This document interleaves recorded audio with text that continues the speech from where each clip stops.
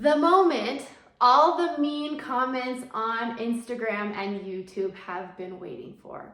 I am finally in the kitchen, and I am not making any sandwiches, however, but I did renovate this kitchen and we just started completely over. I mean, this whole house has been replumbed, rewired, everything. So obviously we're gonna do a new kitchen.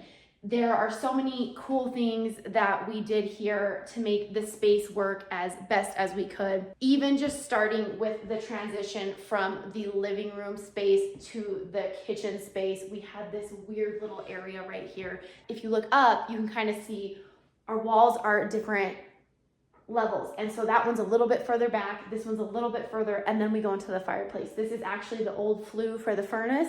And so it's got a lot of stone in there. And so we had this little shallow area and we were able to make a custom shallow cabinet for brooms, whatever. There's not a lot of closets in this house. There's not a lot of extra storage. So we made every space count.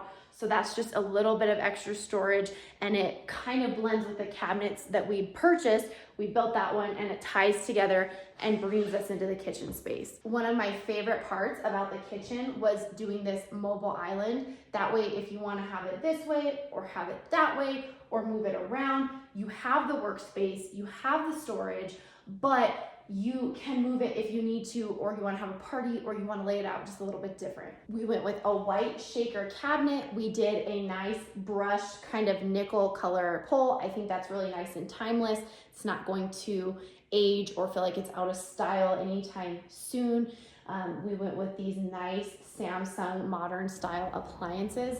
My mom really wanted white appliances, and that's actually kind of hard to find now. That's not super ugly. So these are white, but also stylish, and they work great in the space. We did the backsplash. We did these really sparkly quartz countertops, which are beautiful and reflect the light nicely. And so I think it's just a really nice transformation and a nice open concept area between the two spaces.